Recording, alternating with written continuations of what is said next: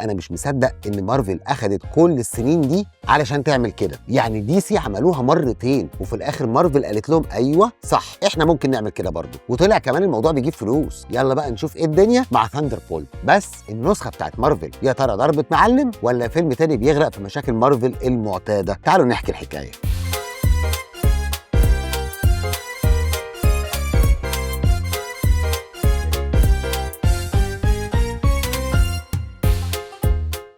ثاندر بولتس بتحكي عن فريق من الشخصيات المهمشه اللي كانوا موجودين قبل كده في افلام ومسلسلات مارفل زي لينا بيلوفا وجون ووكر وغيرهم كتير. الفريق بيتجمع بشكل اضطراري علشان ينفذوا مهمه خطيره جدا في عالم مارفل في وقت ما فيش فيه افنجرز او ابطال خارقين. هم مش فريق مثالي ومش بيحبوا بعض قوي، وكل واحد فيهم شايف نفسه هو الاهم في الفريق، وده اللي بيعمل لنا دراما وتوتر جوه الفريق. بس مع الوقت وبسبب الظروف الصعبه اللي بيتعرضوا لها بيلاقوا نفسهم مضطرين يشتغلوا مع بعض، وهنا بتبدأ المغامرات والمعارك. في أكشن كتير ولحظات درامية ومواقف كوميدية خفيفة مع لمسة تجسس ومهام خطيرة تخليك تحس أحيانا إنك قاعد بتتفرج على فيلم تجسس داخل عالم مارفل. لكن القصة مش كلها مظبوطة، فيلم بيتوه شوية ما بين الأكشن والكوميديا والدراما. عايز تتفرج على فيلم فيه شخصيات خارجة عن القانون في عالم مارفل؟ اتفرج على ثاندر بولتس، لأنه ممكن يكون فعلا هو اختيارك الأفضل.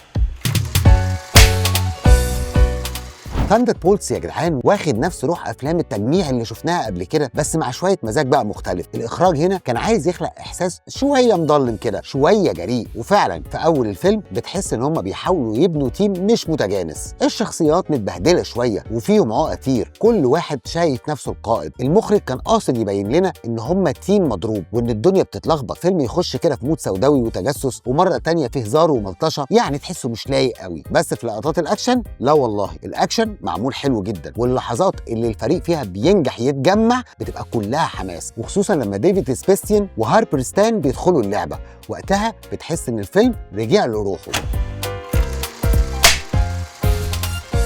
السيناريو ده بقى اللي كان فعلا محتاج شغل جامد. القصه نفسها فكرتها كويسه، تيم من اللعيبه المطرودين من الافنجرز بيتجمعوا علشان ينقذوا العالم، فكره جميله، بس التنفيذ مش قد كده. يعني مثلا في مشاهد كتير بتعتمد على صدف، قوه خارقه مش موجوده اصلا فجاه بتلاقيها قدامك، وكمان الحوارات ساعات كانت شبه مشاهد العيال الصغيره اللي بيتخانقوا في مدرسه ثانوي، شويه نغمه سوداويه وشويه هزار مش في مكانه. يعني الفيلم كده تحس ان هو مش عارف يبقى فيلم تجسس بجد ولا فيلم مارفل خفيف ولا حتى فيلم شخصيات ضايعه بتحاول تلاقي مكانها. السيناريو كان محتاج يركز اكتر على رحله الشخصيات دي بدل ما يضيع في هزار مش في مكانه. بس الفكره في الاخر حلوه، كلهم يشتغلوا مع بعض علشان البقاء، وده كان ممكن يطلع حكايه جامده جدا لو اتكتب صح.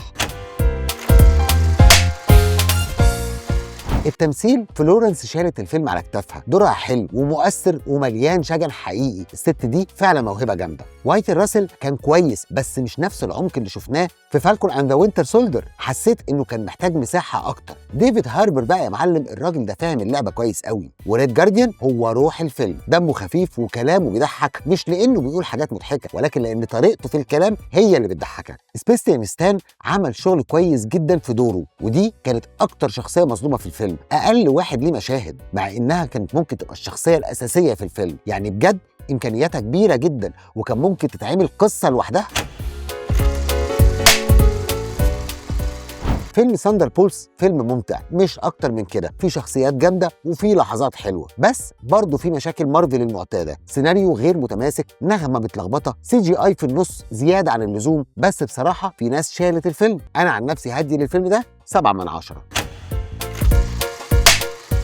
ثاندر بولتس يا جدعان كان ممكن يبقى حاجه جامده قوي لو كان عرف انه يمشي على خط واحد، بس للاسف ضاع ما بين كذا مود. بس برضه في لحظات حلوه وتستاهل تتشاف. لو شفته وعجبك او حسيت انه ضايع في مشاكل مارفل المعتاده قولوا لي رايكم في الكومنتات، واستنوني في الحلقه الجايه من حكاوي سقراط. وما تنسوش سقراط دايما هو اللي مع الحكايه الصح.